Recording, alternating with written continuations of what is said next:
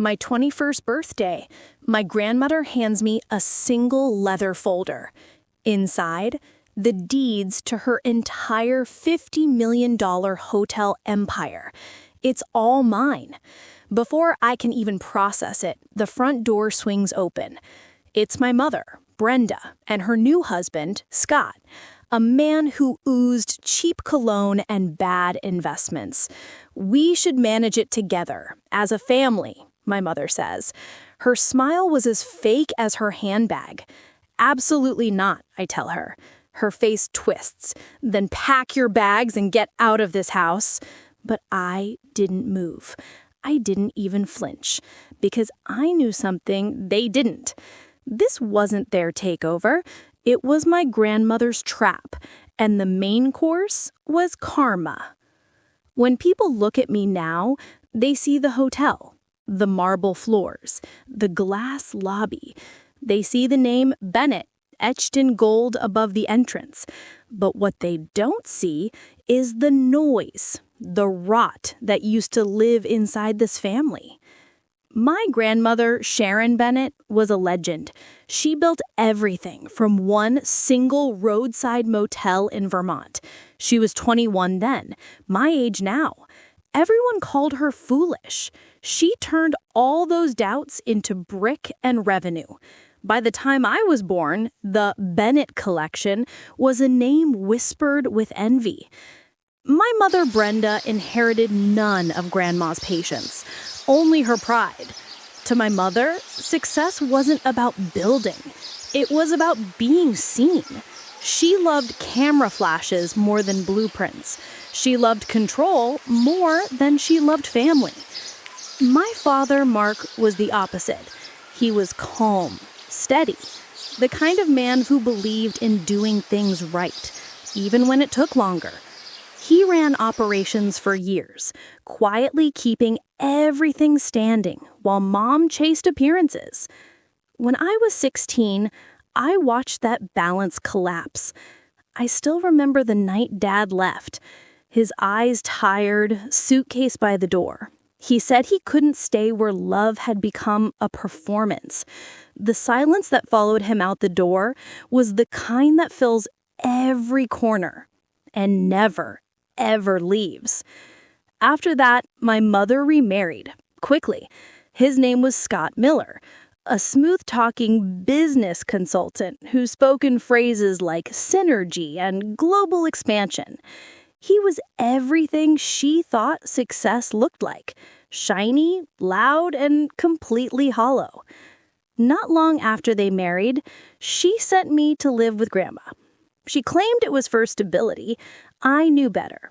I was just one less witness to whatever they were planning. But it was the best thing that ever happened to me. Life with Grandma was quiet, but never dull. Her home smelled of cedar and old books. My mornings began with the sound of her old typewriter keys. She treated me not as a child, but as an apprentice. I studied architecture, and she showed me what legacy truly meant.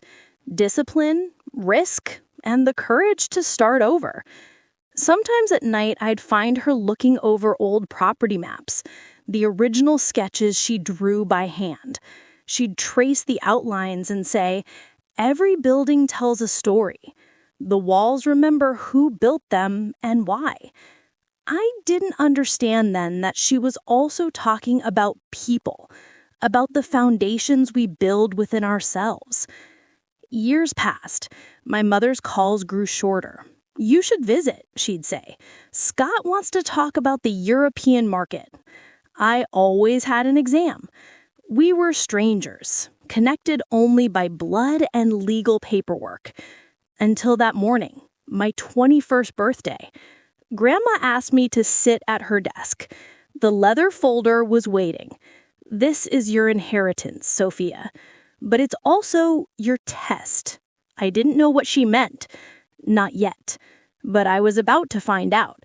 Because sometimes the moment you receive everything you've ever wanted is the exact same moment you find out who's coming to take it from you. Dinner that night was supposed to be a celebration. roasted lamb, candlelight, and Grandma smiling in that rare, peaceful way.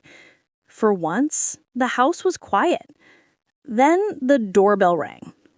I opened the door and the chill from the porch hit me first.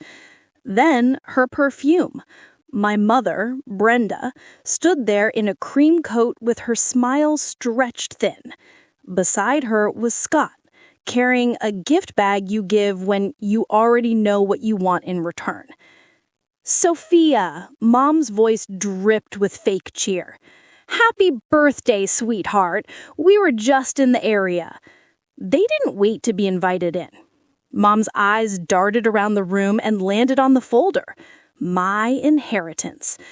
"We heard about your big gift," she said, her tone sugar-wrapped poison. $50 million? How wonderful. "It's not about the number," I said. Grandma wanted me to continue what she started. Mom laughed. "Of course, but running a business that size isn't for children.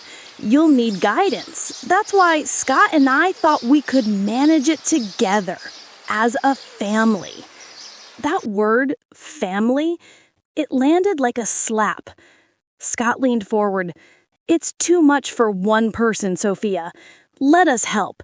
We've already drafted a proposal." That's when Grandma's voice sliced through the air. Quiet, cold. "A proposal? For something that isn't yours?" The air shifted. Scott's smile faltered. Mom shot Grandma a warning look. "Mother, please," Mom said. "Let's be practical." "Practical?" Grandma repeated. "As in when you mortgaged the Burlington property without authorization? Or when you disappeared for 6 months to expand and came back with debt?" Color drained from Mom's face. "That was years ago." "Yes," Grandma said softly, "and I remember every year it cost me." She turned to me. "Don't let her turn you against me, Sophia. We're family. We should rebuild together." But the way she looked at that folder told me the truth. This wasn't about rebuilding. It was about reclaiming power she'd already lost. "Dinner's over," Grandma said. As they left, Mom whispered, meant only for me, "This isn't over." And she was right. The next morning, the house felt different, colder. Grandma was in her study, the faint clack of her old typewriter steady as a heartbeat. I went downstairs for coffee, and they were already there. My mother at the breakfast table, flipping through Grandma's ledgers. Scott pacing by the window, whispering phrases like restructuring and joint control. They didn't see me at first. I just watched them. 2 intruders wearing family as camouflage. "Morning, sweetheart," Mom finally said, her smile crisp. "We were just brainstorming to keep the business stable." "Stable?" I asked. "It's been stable for 50 years. Scott hung up and smiled. "Let us take care of the boring part, Sophia. You focus on your degree." "Does Grandma know you're here?" Mom's lips tightened. "She's resting." "Right. Then maybe let her rest."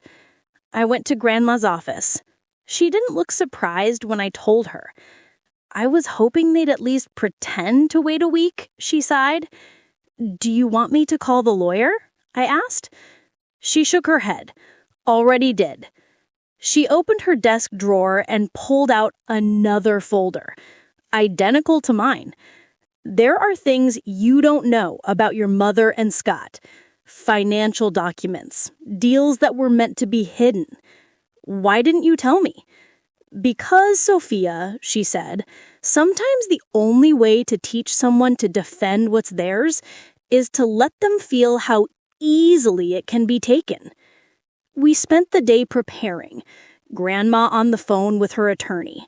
Me combing through old files. Payments, transfers, ghost accounts.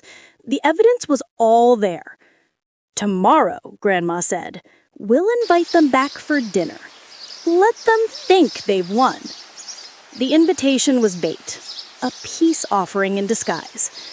Dinner tonight, let's discuss the transition properly. By 6, the table was set again. Grandma wore her formal navy dress. "Stay calm. Let them talk first," she whispered. At 7 sharp, headlights swept the driveway. The front door opened. My mother entered first, heels clicking like a metronome of entitlement. She wore red, the color of control. "Mother," she said, kissing the air near Grandma's cheek. "Sophia, I'm glad we're doing this properly. Family decisions deserve transparency," Scott added. Dinner began in silence. Then Mom broke it. "Let's be honest," she said.